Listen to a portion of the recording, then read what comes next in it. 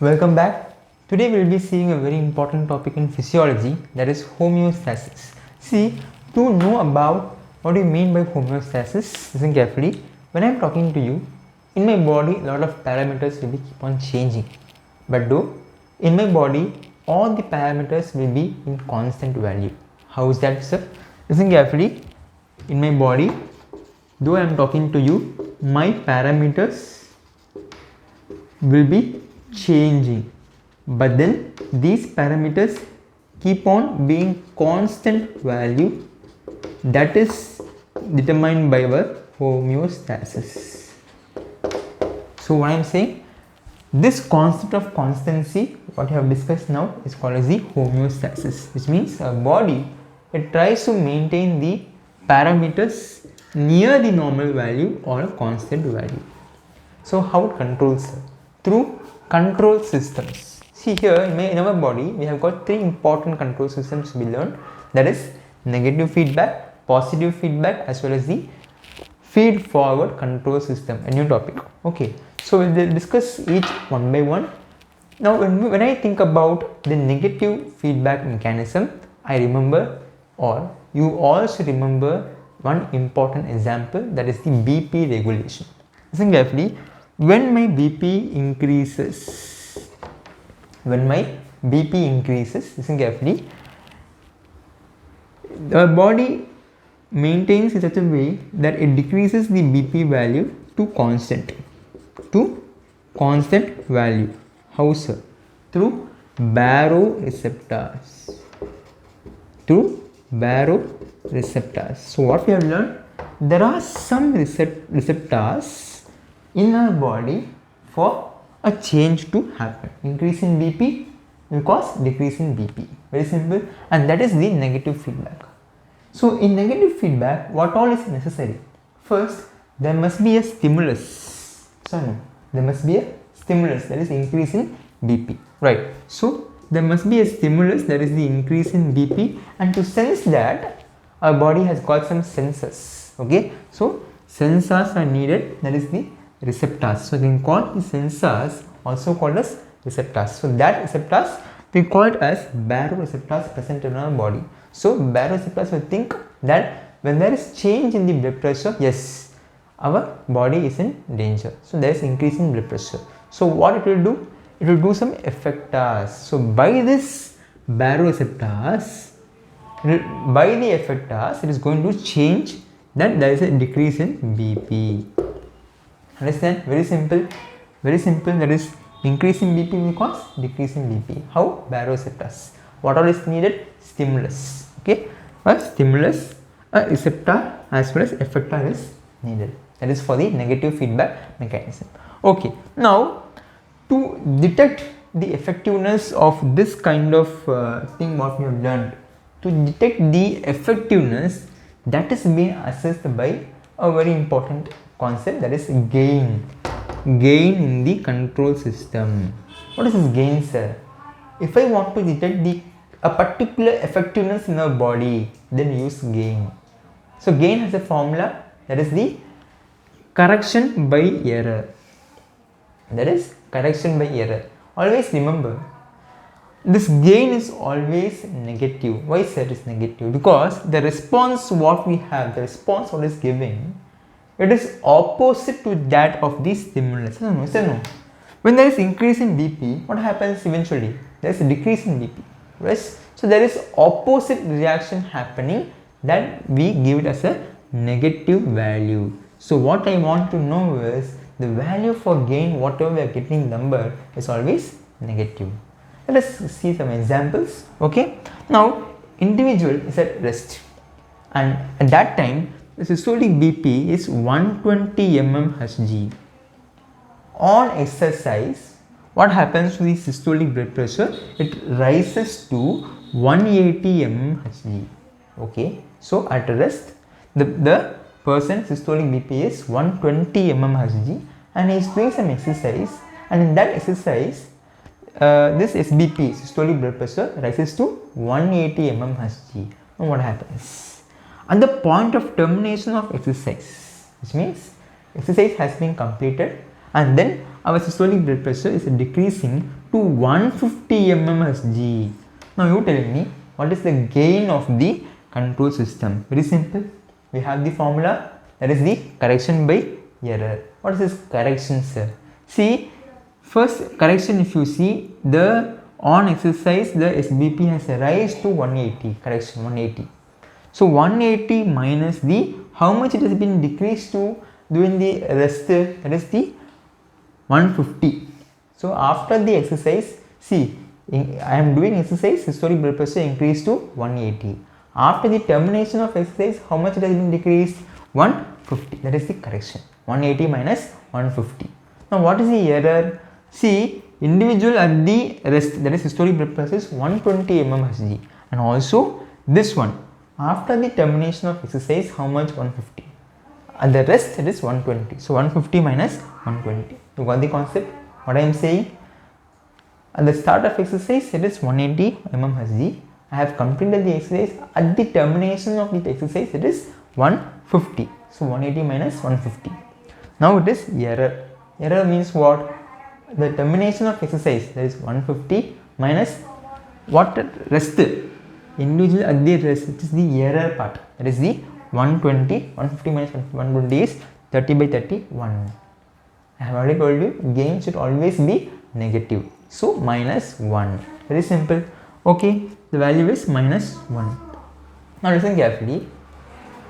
We have something called as infinity feedback gain. What is this infinity feedback gain? How? See, when will the gain be infinity? My question. If the error is 0, very important, if the error is 0, then what happens?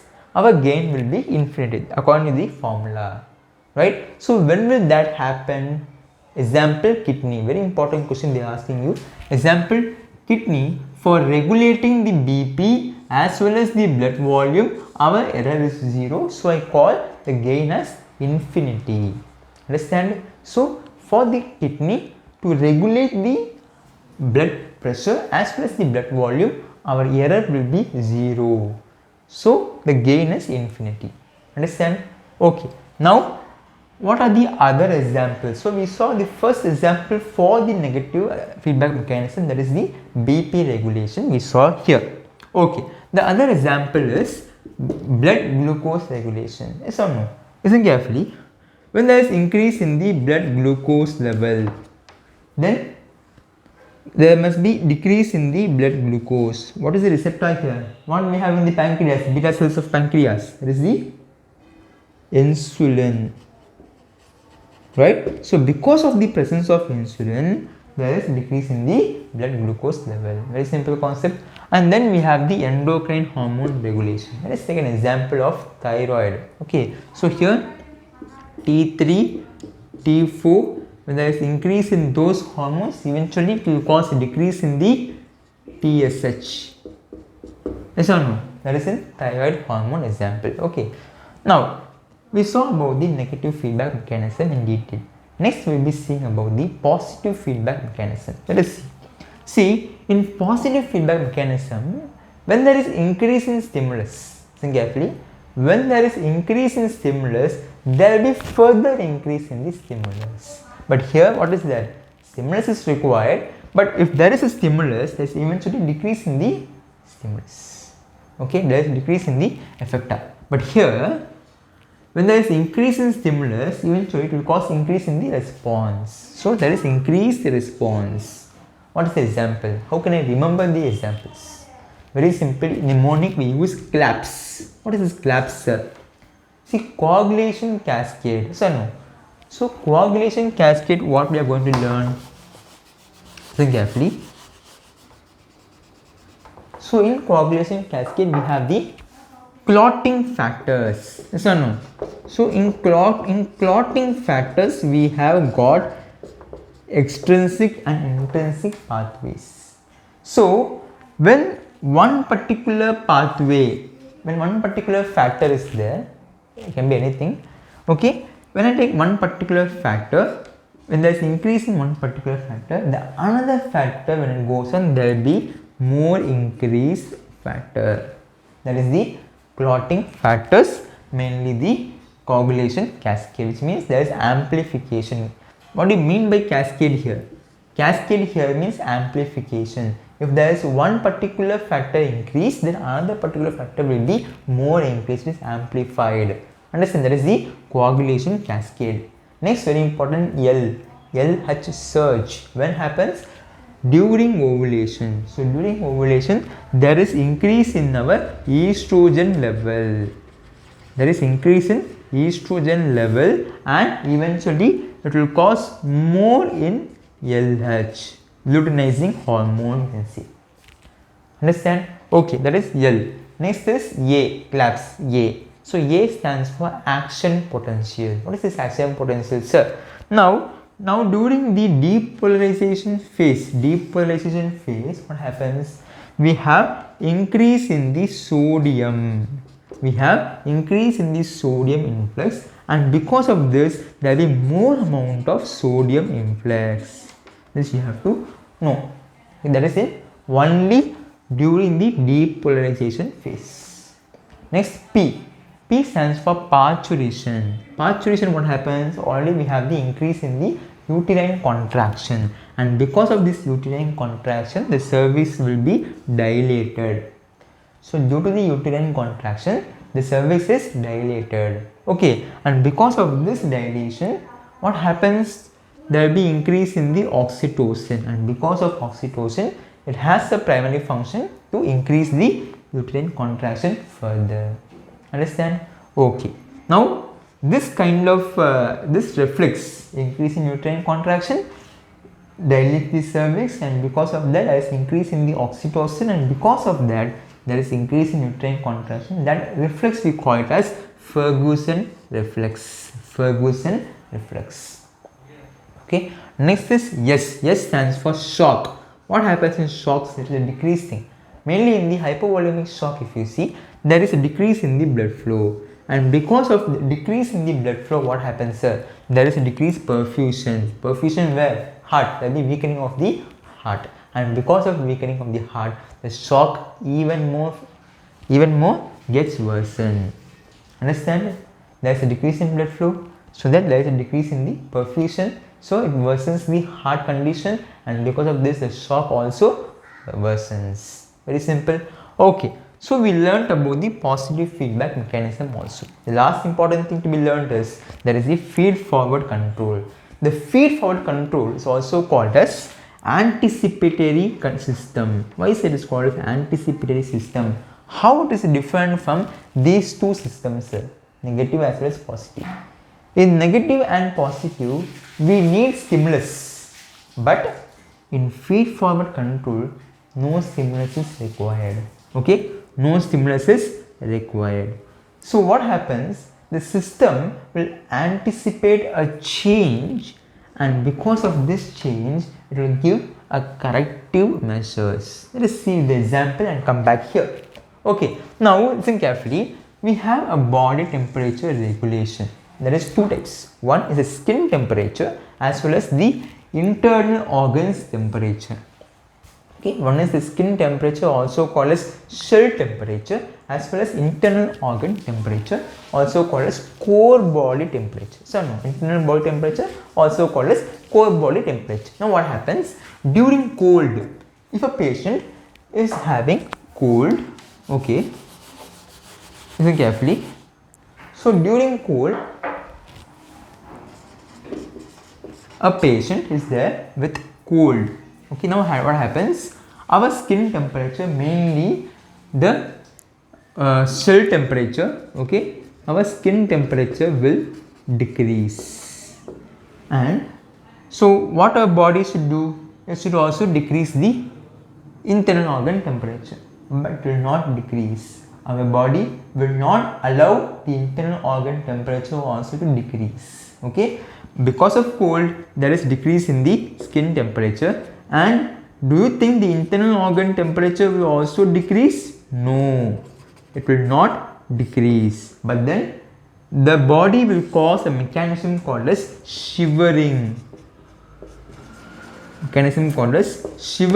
And because of this, there is increase in the body temperature. Very simple. So it is doing a corrective measures. So only we learned here. The system will anticipate a change. What change? Shivering mechanism to give a corrective measures. Very simple. Let us read. So in cold, the skin temperature will decrease. Yes or no? Now this anticipates core temperature will decrease. Shivering will start. Very simple. Understand? Okay. Now what happens? See, one more example I will give you so that you understand clearly.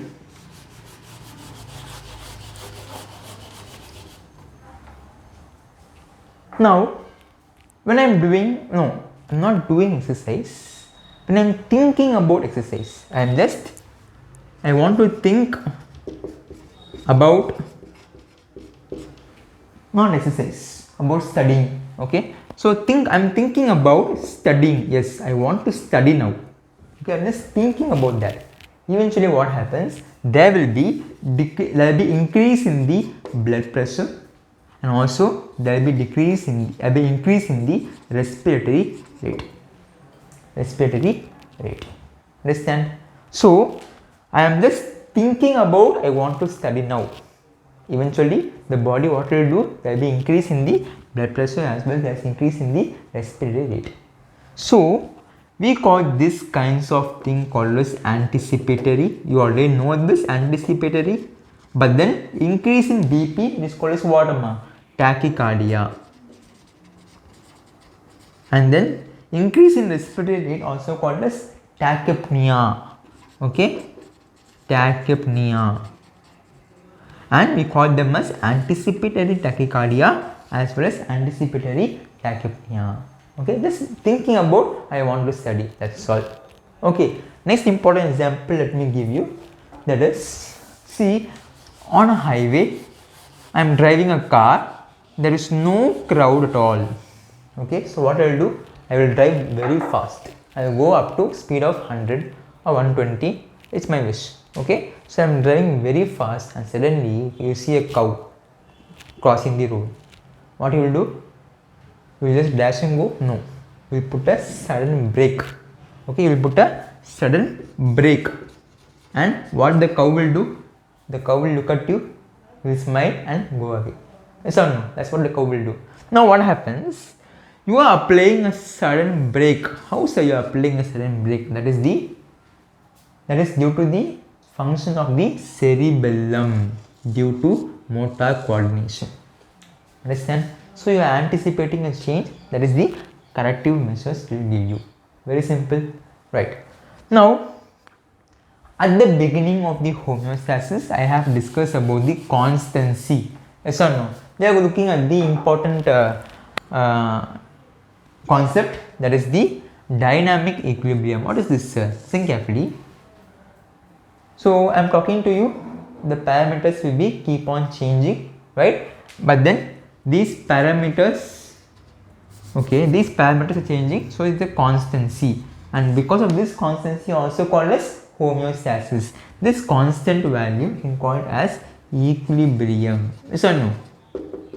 I can call it as equilibrium, and because of this equilibrium and the homeostasis, okay, we call it as dynamic. Okay, we call it as dynamic. On the whole, we call them as dynamic equilibrium. There is dynamic changes which are kept in constancy as well as in equilibrium by the homeostasis. Very simple. So this is all about the homeostasis in physiology. Thank you. Have a nice day.